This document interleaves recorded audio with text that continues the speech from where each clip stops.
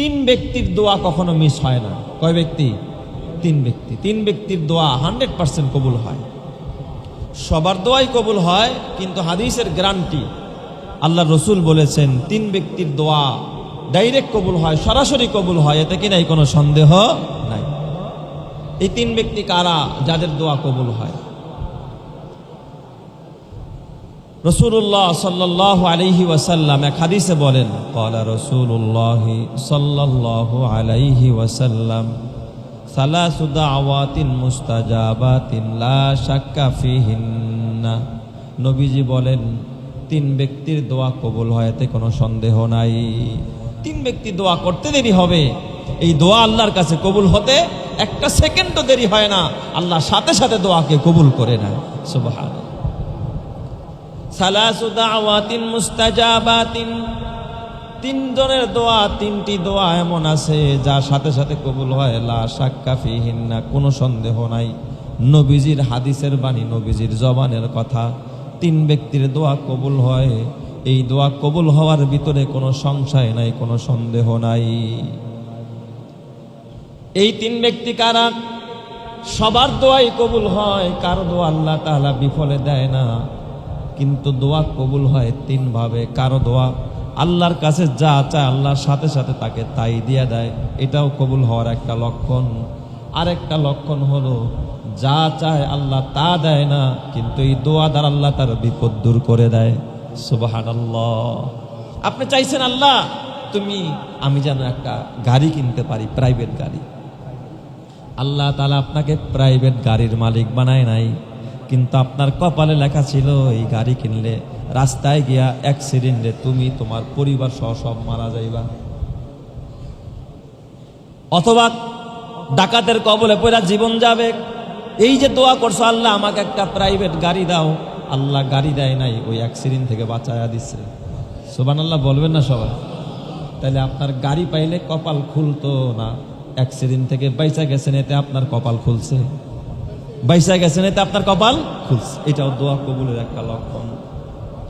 অনেকে দোয়া করে আল্লাহ আমার ছেলেটা যেন ইউরোপে যেতে পারে, মিডল ইস্টে যেতে পারে, আল্লাহ বড় কোনো দেশে যেতে পারে, কানাডায় যেতে পারে, জাপান যেতে পারে, আমেরিকায় যেতে পারে।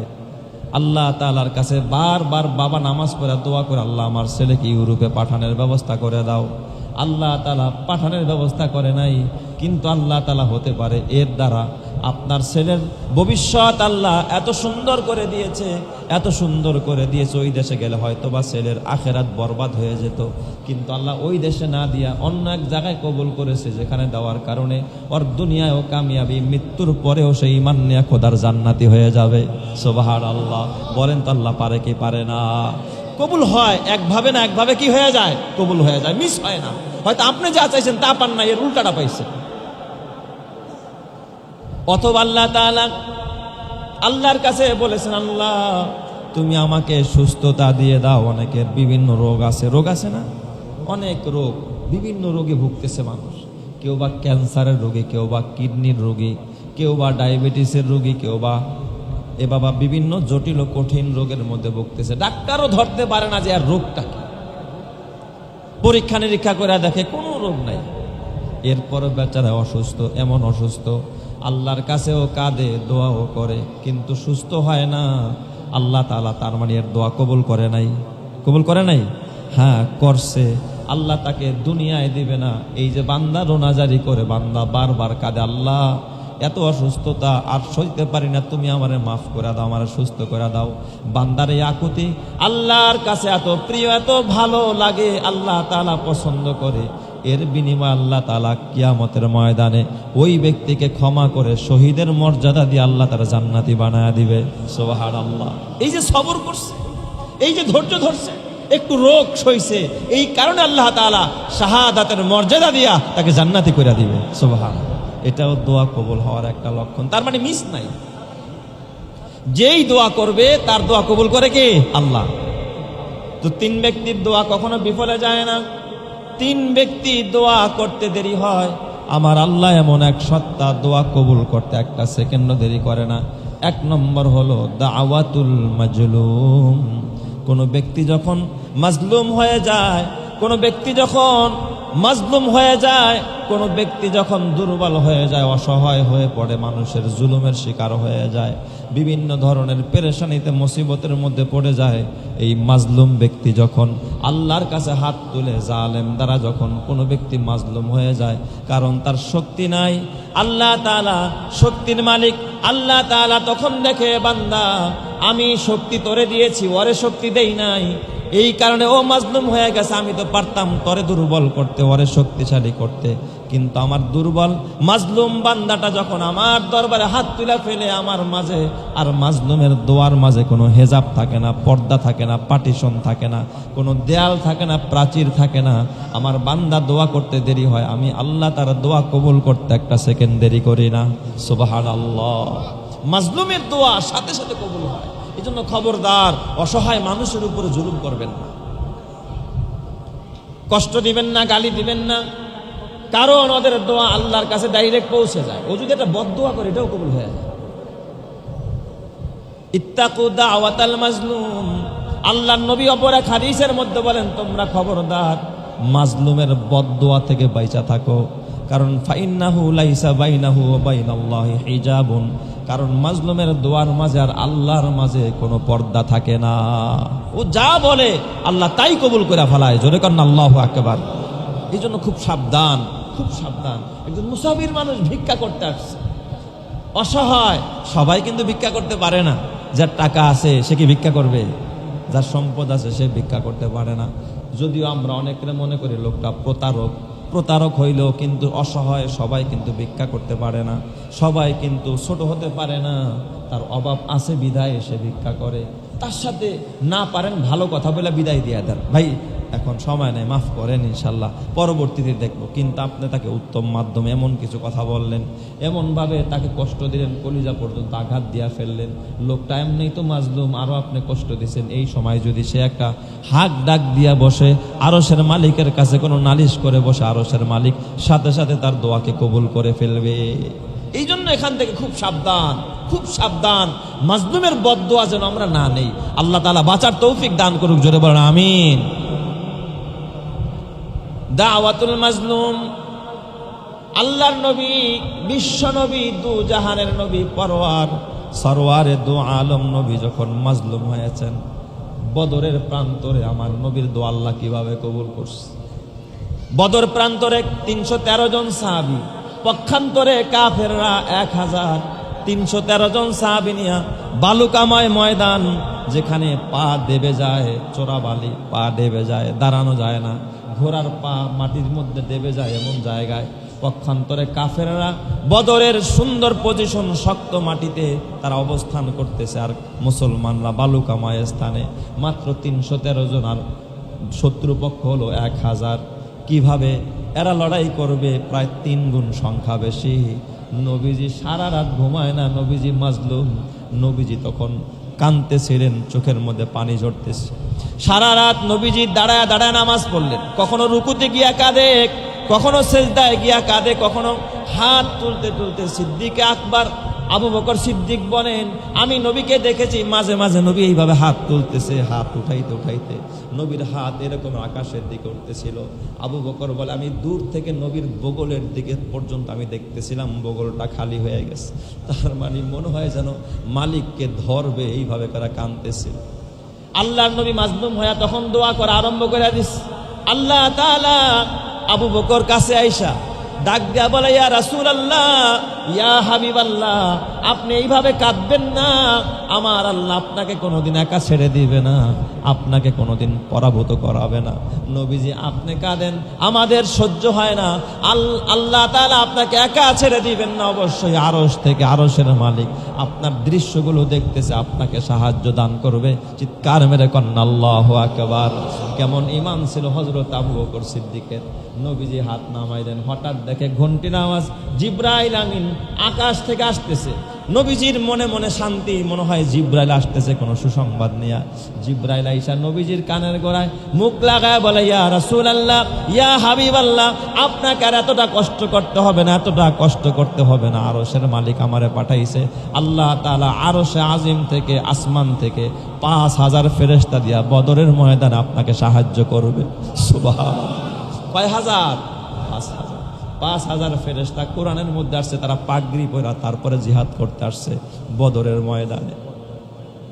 সাহাবায়ে কেরাম বলে, জিহাদের ময়দানে আমরা তরবারি নিয়ে যাই, ওই কাফেরের আঘাত করব, তাকায় দেখি তার কল্লা পড়ে গেছে, অথচ আমি গর্দানে তার তরবারি লাগাই নাই, তার কল্লা পড়ে যাচ্ছে।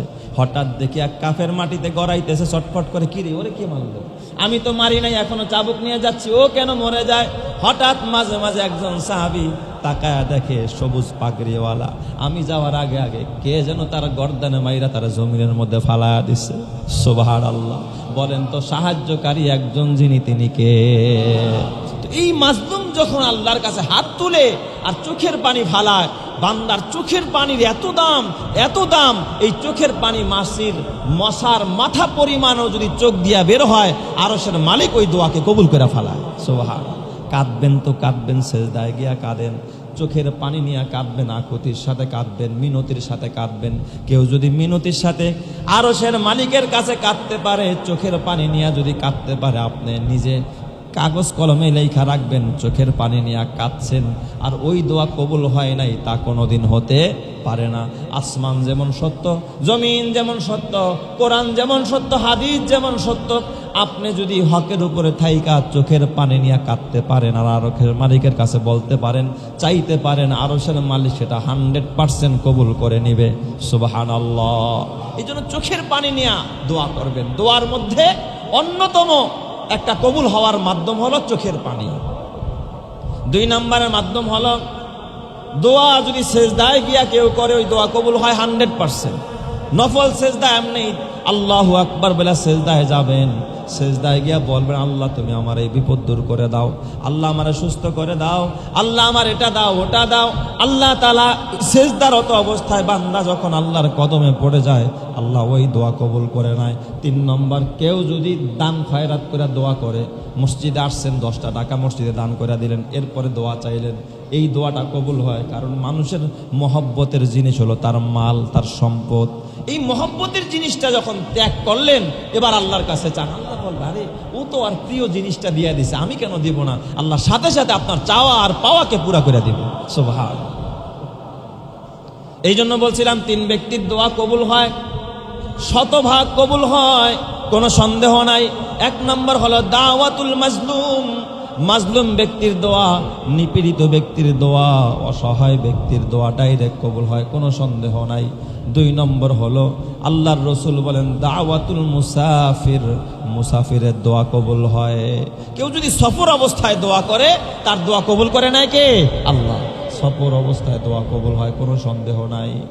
দাওয়াতুল মুসাফির, মুসাফির ব্যক্তি যে সফর করলো, দূর দূরান্তে কোনো সফরে গেল, হঠাৎ ওই সফর অবস্থায়, এই জন্য মাঝে মাঝে সফরে গিয়া খালি ঘুরবেন না, কোনো মসজিদে গিয়া নির্জনে দোয়া করবেন, আল্লাহর কাছে চাইবেন।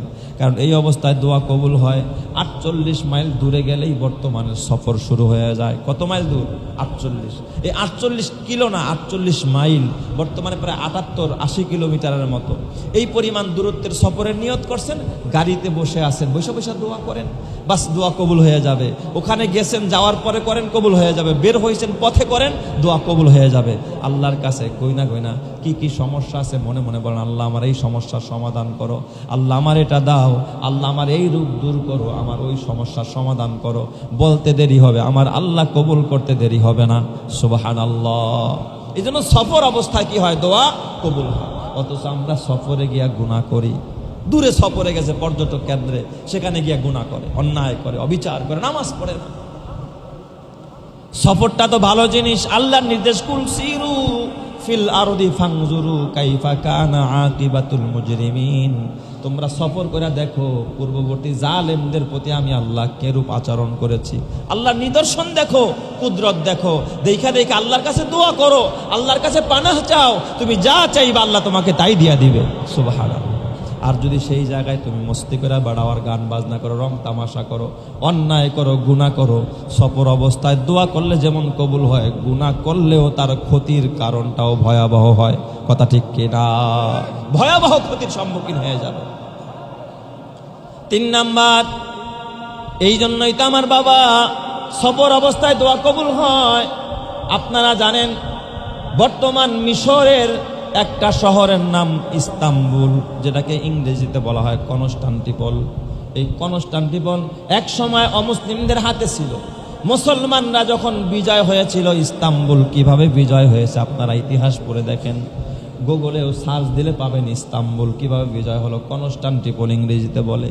এটা কেমনে বিজয় হলো, মুসলমান এই জায়গার নেতৃত্ব কিভাবে নিল, তৎকালীন যুগের একজন প্রবীণ মুহাদ্দিস ছিলেন, তার নাম মুজাহিদ আব্দুর রহমান রহমাতুল্লাহ আলাই। বড় একজন জবরদস্ত আল্লাহর ওলি ছিলেন, যিনি হাদিসের দরজ দিতেন, হাদিস পড়াতেন। পূর্বকালের আমাদের আকাবিরদের ভিতরে একজন বড় মুহাদ্দিস হজরতে আব্দুর রহমান, শেখ আব্দুর রহমান। ওনার নেতৃত্বে কনস্টান্টিপল বিজয়ের জন্য বিশাল এক বাহিনী যখন ওনার সাথে রওনা করলেন, পথিমধ্যে জলদস্যুদের হাতে, ওই দেশের যখন গোয়েন্দাদের হাতে এই বাহিনীটা ধরা পড়ে গেল, তারা পাকড়াও হয়ে গেল। তাদেরকে বন্দি করে কনস্টান্টিপলে তৎকালীন বাদশাহ তার দরবারে যখন নিয়ে যায়, যখন তাদের উদ্দেশ্য জানতে পারে যারা এই দেশকে বিজয় করার জন্য আসছে, যুদ্ধ করার জন্য আসছে, বন্দি করে তাদেরকে শাস্তি দেওয়ার জন্য পরামর্শ করে। কি শাস্তি দেওয়া যায়? একে একে সামনে আনবা, আর গর্দান ধরবা, কল্লাটা কাইটা জমিনের মধ্যে ফালায়া দিবা। এই সিদ্ধান্ত সেই বাদশা নিল। একে একে করে সকলকে শিরচ্ছেদ করা হবে, হত্যা করা হবে। সর্বপ্রথম ওই যে মুজাহিদ আব্দুর রহমান, তাকে যখন সামনে আনা হলো, সামনে আনার আগে আগে উনি তো মুসাফির, সফর করে ওখানে গেছে, বীর বীর বীর বীর করে মুখ থেকে ঠোঁট নাড়ায় কি যেন পড়তেছিলেন, কি যেন বলতেছিলেন। ওই অমুসলিম বাদশাহ, অমুসলিম শাসক হত্যা করার আগে ডাকানো হলো, এই লোকটাকে ডাকো, এই যে এই লোকটাকে ডাকো, তোমার নাম কি? আমার নাম আব্দুর রহমান। সত্য করে বলবা তুমি তোমার জবান দিয়া কি বলেছ, কি উচ্চারণ করেছ। তখন ডাক দিয়া বলো, বাদশাহ আমার জবান দিয়ে আমি কিচ্ছু বলি নাই, আপনাকে গালিও দেই নাই, আপনার বিরুদ্ধেও কিছু বলি নাই, তবে আমি শুধুমাত্র একটা দোয়া করেছি আল্লাহর কাছে। সুবহানাল্লাহ জোরে কান সবাই। দেখেন না মুসাফিরের দোয়ার কত পাওয়ার। আমি একটা দোয়া করেছি মাত্র, এটাই আমার জবান দিয়া বলছে, আর কিছু বলি নাই। কি দোয়া করছো? আমি দোয়া করছি, আল্লাহু আল্লাহু রাব্বি লা উশরিকু বিহি শাইআ। আল্লাহ আমার রব, আমি এই কথাটাই বলেছি, আল্লাহু আল্লাহু রাব্বি, আল্লাহই আমার একমাত্র রব, আমার গার্জিয়ান আল্লাহ, আমার বাঁচানেওয়ালা আল্লাহ, আমার প্লানেওয়ালা আল্লাহ, আমার খেলানেওয়ালা আল্লাহ, আমার মুক্তিদাতা আল্লাহ, আমার সঙ্গী আল্লাহ, আমার সাহায্যকারী আল্লাহ। আল্লাহু আল্লাহু রাব্বি লা উশরিকু বিহি শাইআ।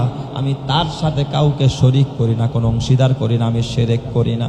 আমি আল্লাহকেই রব মানি, কোনো মানুষ আল্লাহর সাথে কাউকে শিরক করি না, শরিক করি না। এই কথাটা যখন তার জবান থেকে বের হয়ে গেছে, এই দোয়া যখন ওই জালেম শুনছে, তার কলিজার মধ্যে কম্পন আরম্ভ হয়ে গেছে।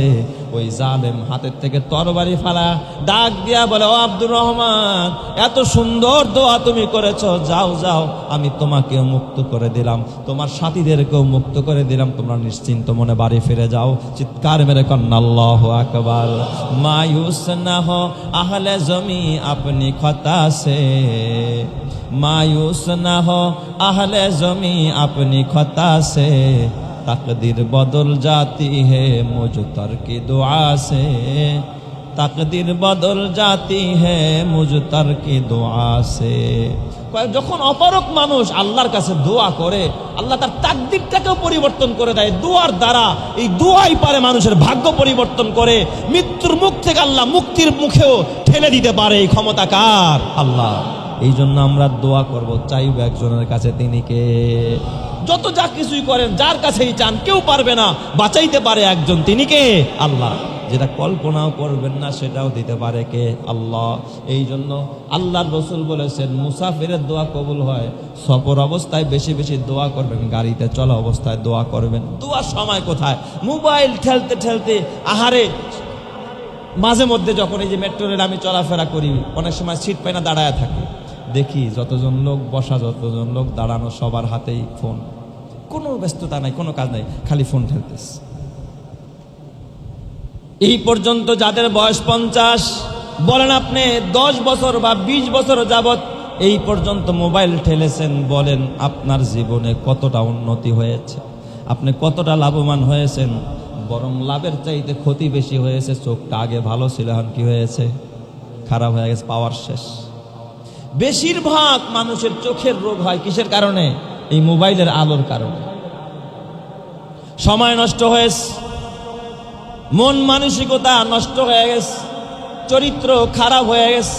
এই জন্য খবরদার, এই সময়টা মোবাইলে না দিয়া যদি ওই গাড়ির মধ্যে বৈশা বৈশা যদি দোয়া করতেন, রব্বানা আতিনা ফিদ দুনিয়া হাসানা ওয়া ফিল আখিরাতি হাসানা ওয়া কিনা আযাবান নার।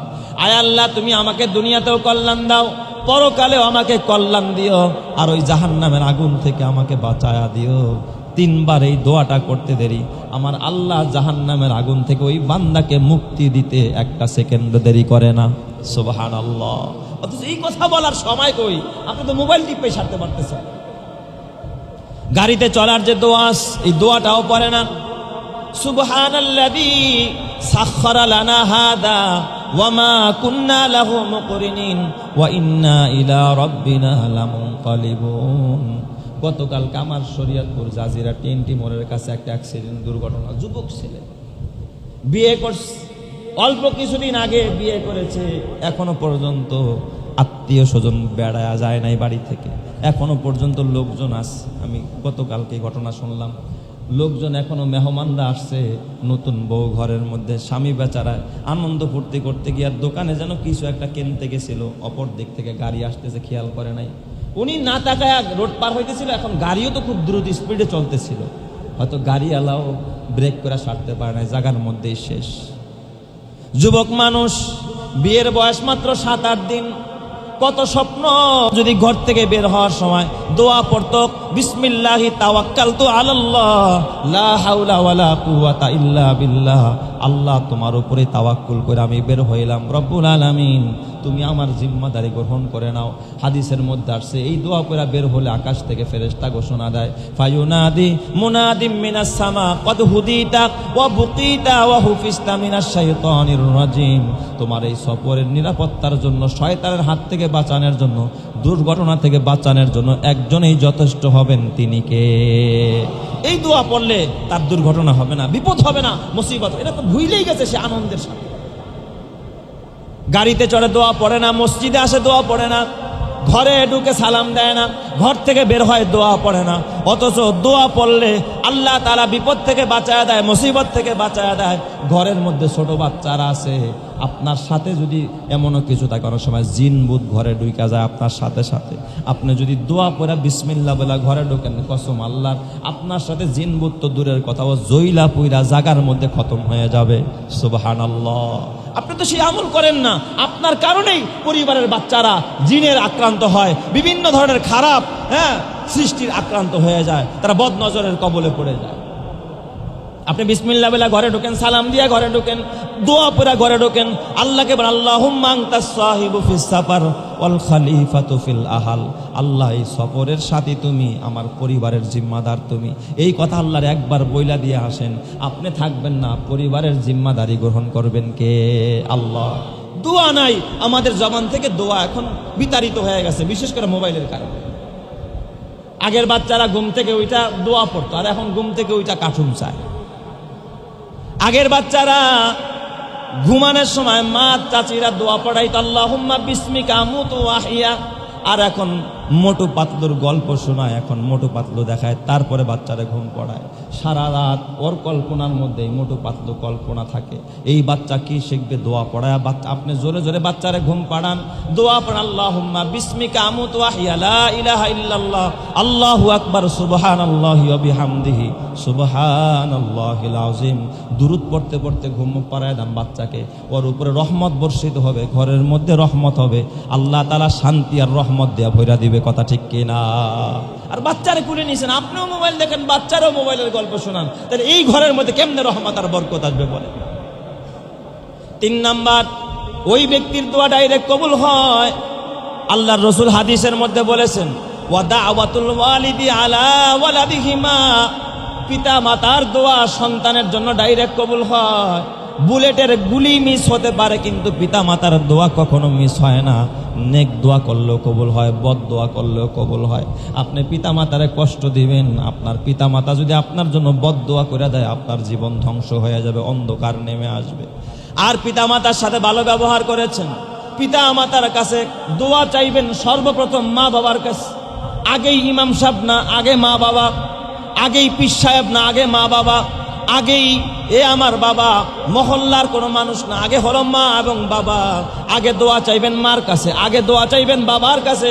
কারণ যেই মায়ের পায়ের নিচে আল্লাহ তাআলা আপনার জান্নাত রেখেছে, ওই সন্তানেই বোঝে মা হারানোর যন্ত্রণা কত কঠিন, যার মা অন্ধকার কবরে শুয়ে আছে। ওই সন্তানে ভালো জানে যার বাবা অন্ধকার কবরে। এমনও বাবা ছিল, এমনও মা ছিল, মানুষের বাড়িতে কাজ করে তারপরে সংসার চালাইতো, চাল ডাল কিন্তু সন্তানের জন্য। আজকে ওই মা কবরে, বাবা কবরে, মা বাবার কথা মনেই নাই। মা বাবা বেঁচে আছে, মা বাবার কাছে গিয়া দোয়া চান। মাকে বলেন মা আপনি দোয়া করেন, বাবাকে বলেন বাবা আপনি দোয়া করেন।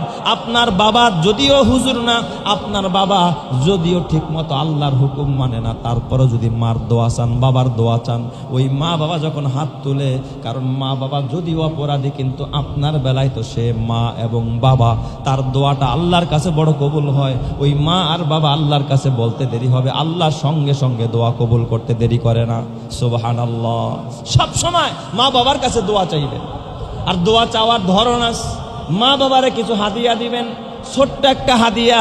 আপনার মা কি পছন্দ করে, আপনার বাবা কি পছন্দ করে, একটু হাদিয়া দিবেন। আপনার বাচ্চার জন্য চকলেট ঘরে নিয়ে যান। মানুষ যখন বুড়া হয়, মা যখন বুড়ি হয়ে যায়, বাবা যখন বুড়া হয়ে যায়, বাচ্চাদের মতো হয়ে যায়, ঘরের ভিতরে তাকায় থাকে আমার ছেলে কি নিয়ে আসলো। আপনি যখন একটা চিপস নিয়ে আপনার ছেলের হাতে দেন, মারও কিন্তু কষ্ট লাগে, সেও বাচ্চাদেরই মতো।